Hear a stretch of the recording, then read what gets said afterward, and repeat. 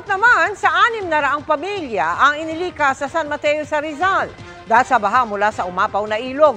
Nakatutok si Ian Cruz. Buong maghapong pabugso-bugso ang malakas na buhos ng ulan dito sa San Mateo, Rizal. Kaya naman 5 barangay na katabi ng ilog ang apektado ng mga pagbaha, bunsod ng pag-apaw ng ilog.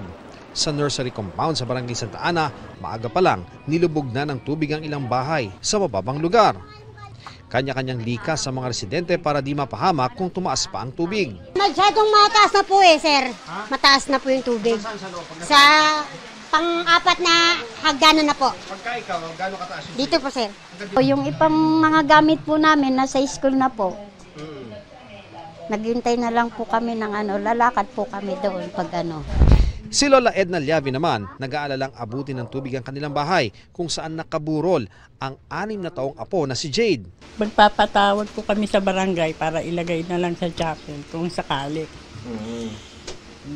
O kaya, iakit na lang po namin sa taas kung Sa gravel pit sa Barangay Malanday, may area na lagpas tao na ang tubig. Reklamo ng ibang residente. Tungkol po yan sa nakaharang na mga tambak na dapat sana yung tubig mula sa Wawa Dam dumadaloy dito sa Marikina River dapat. Pero nai-stuck dahil nga may nakaharang na tambak.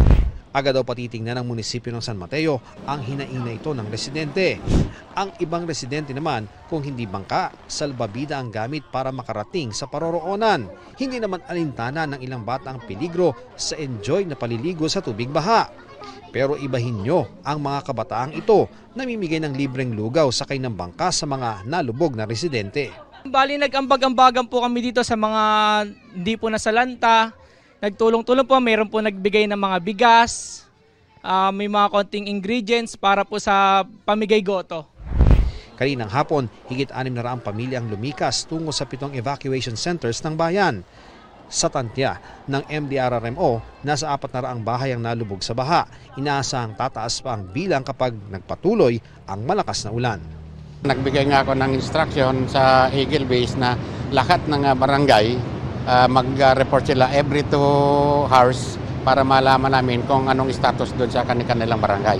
Para sa GMA Integrated News, Ian Cruz, nakatutok 24 oras. Good news mga kapuso! Maaari niyong mapanood ang 24 oras at iba pa naming mga newscast sa aming YouTube channel. I-click lang ang subscribe button na lalabas sa screen. Sa mga kapuso abroad, maaari niyo kaming masubaybayan sa GMA Pinoy TV at sa www.gmanews.tv.